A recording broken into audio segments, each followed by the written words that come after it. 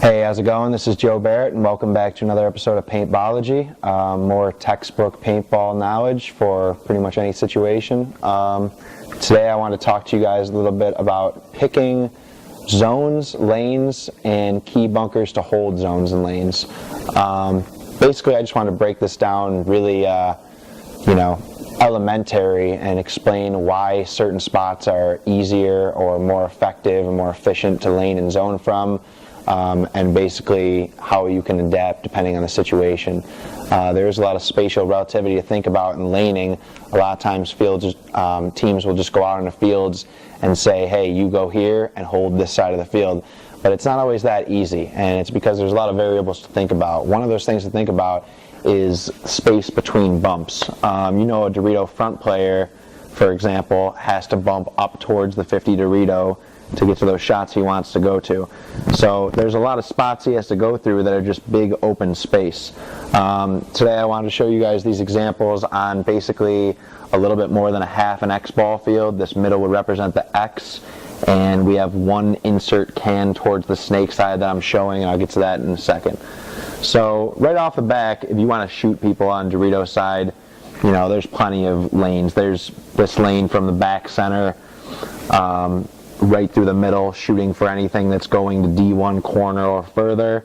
There's pretty much the same lane shooting for anybody passing this D1 from your Dorito 1. And then there's the crossfield lanes from this snake side insert can. So we're going to talk about basically uses of each of them and how to efficiently and properly utilize these kind of bunkers depending on the situation. Past your breakout lane, there are zones that are important to hold throughout the game, and a good way to find a key bunker to hold each zone is just to basically look at the spaces on the field from different parts of the field. For example, let's say you are the Dorito side insert player and you are told to play this Dorito one-off break. If you are shooting to hold the Dorito side rather than crossfield, you're not crossed up with someone, you are told to play heads up and contain Dorito side, you are pretty much only able to contain on a field like this the gap between Dorito 1 and Dorito 2, maybe the corner in Dorito 2 as well. But take a look at why this wouldn't be as good of a bunker to hold Dorito side as it would be from back center. From Dorito 1 shooting downfield, you are shooting at a gap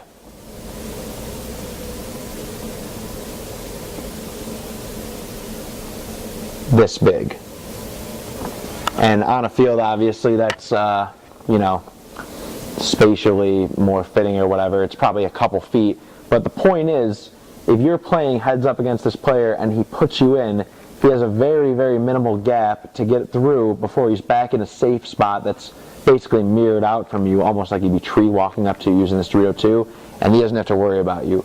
So you're not very effectively containing him in this bunker unless you're just constantly pumping paint right at him and dominating the side of his bunker. You can see the gap would be even smaller trying to stop the corner from running up here, because the corner has probably a spot due to this Dorito 2 that he could probably get out low and come right towards the Dorito 2 and you wouldn't even see him. Now the gap from the back center, the same gap looks like this. Back center shooting between these gaps is shooting at this big of a space. And as you can see, the space between this zone and the space of this zone are dramatically different. If this was probably about a 5-foot zone to cover, then this bunker would be covering about a 20-foot zone. And that's a lot more time that you have to shoot this player if he happens to put you in a bump, and it's a lot more time that you could possibly just roll off and shoot right in front of his bunker and anticipate when you see him moving by putting in someone downfield. In the same way, I'm going to show you how to use other bunkers and basically increase your chances at containing a zone while taking the risk away from yourself. So let's say you're shooting this zone from this home bunker right here. This is a great zone because it's huge. There's really no pins or anything blocking in the way. You can directly see the outside of his bunker and the inside of his bunker, so you can kind of almost bully him by shooting back and forth. which is not only going to be putting pressure on him, stopping him from moving, but it's going to keep him honest. If he keeps his hopper too far out on the inside to shoot a snake player, you might be able to clip it. If he wants to work his bunker and fight other spots on the field, he's not just going to have free reign to work both sides of his bunker to get down the Dorito side with you there. The problem with that is he has a full bunker to work with. Oftentimes, you'll want to shoot at a zone where you basically take away the risk by removing the gunfight. You're not playing the individual player now, containing him with a lane, but you're playing a zone in front of him, and there's really no way that he can actually physically fight you in.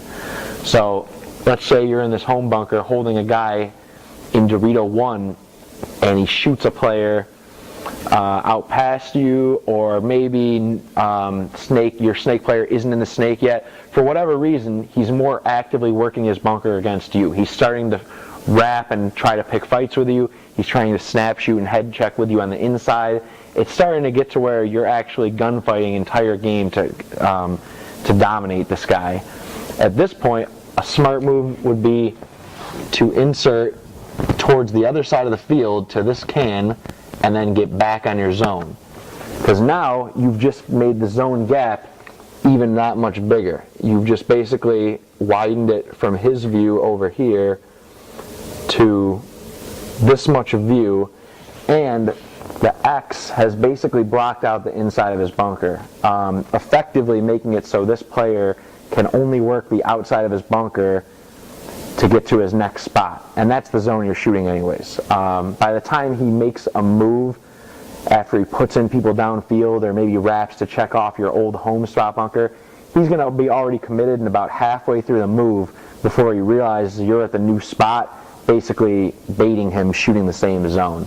And as you can see, you're going to have a lot more success actually eliminating this player up here as you would over back here, because not only do you have a little bit more space to shoot in your zone now, but when he goes to slide in tight to his bunker, whereas he'd be able to block you out in this home, you're going to actually see his body slide in sideways.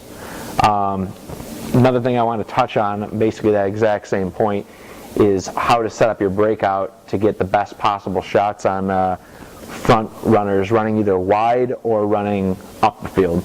So for this same reason, if you can picture how a person's body would be sprawled out when they're diving into a bunker, if a player wants to go to this Dorito corner off break, when they sprawl out, they're going to be long this way. This is a person. I don't know why they're square, but picture this as a person. And you're basically going to have the same profile pretty much regardless where you are downfield. Back center is going to see that guy diving into the corner pretty much the same way that this first Dorito would. So for a guy going wide to, say, the corner or a wide bunker on the field, you could basically play this home or possibly a Dorito side bunker and shoot for him back there, basically the same regardless of the bunker, because you're going to get the most profile of that player's body while they're diving low trying to make it into the field.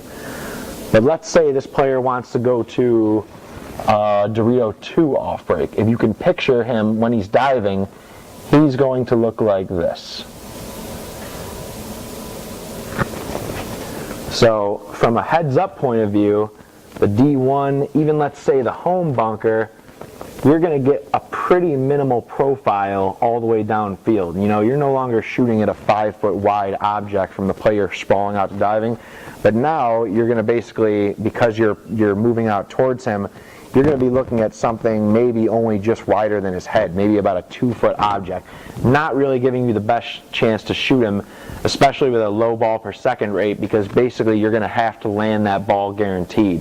Whereas back here, a player going to that corner is going to give you 5 feet of space to hit. You might be able to land 2 or 3 balls on him, not just one that might possibly even bounce. For that reason, a good place to shoot players going up the field rather than wide is normally from the crossfield lane. Crossfield zone would be a shot from this snake side insert bunker.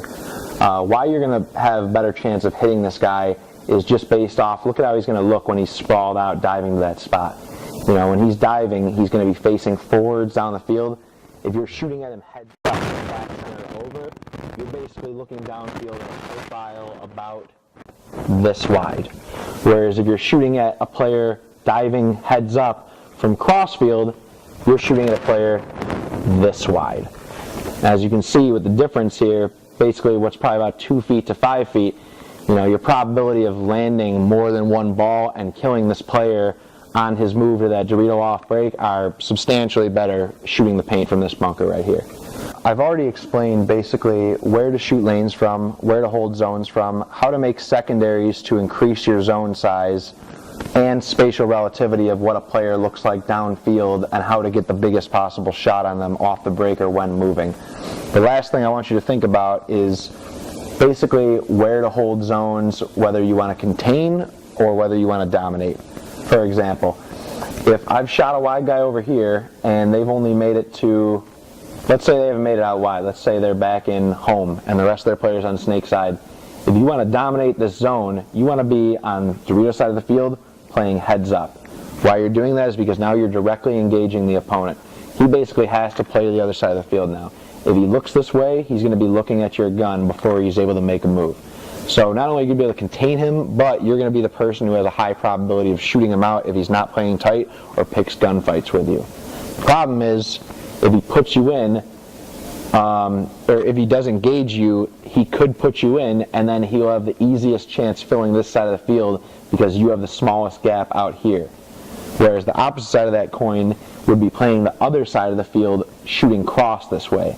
Over here, if you were in this can told to watch Dorito side all game, and you let's say they didn't go to Dorito 1 or corner off break, or you shot them, you're going to be basically sitting in here shooting pods blindly in front of this Dorito 1 in corner.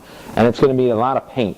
The good thing about that is there's absolutely positively nothing this back center guy or the next widest guy over here can do to put you in to stop you from shooting that and make his move. You're basically at a spot where you are at zero risk and able to do your job. The bad part about this is you're in an anticipation bunker. You're not going to be able to actually see his barrel tip when he switches over to look at you. You're not going to see his bunker move. You can't even directly have a line of sight on his bunker. So the entire time in here, you're basically just shooting nonstop paint. And that means if you start running out or running low, that's going to be the time that he makes his move. You're basically going to have to look at or listen to a lot of communication around you to know when those guys you're shooting at are out or staying heads up, or else you're basically just wasting paint at the wall, hoping for that move to get the free kill. So to recap, next time you're walking a field for your next event, try to walk not only spots you're going to use to break shoot, but spots that you can move to increase your zone and continue to contain the other team's front players with less risk on yourself. This will make it a lot easier to take the risk away from losing your back players. You'll contain the field longer, and basically the game will be in you'll set the tempo, and that's basically what you want to do. Once you have the field contained and they have to react to you, they're either going to react and go through those containment zones and die, or they're going to react by switching over and leaving their jobs, allowing your front players to get going that much faster. Hope this was helpful.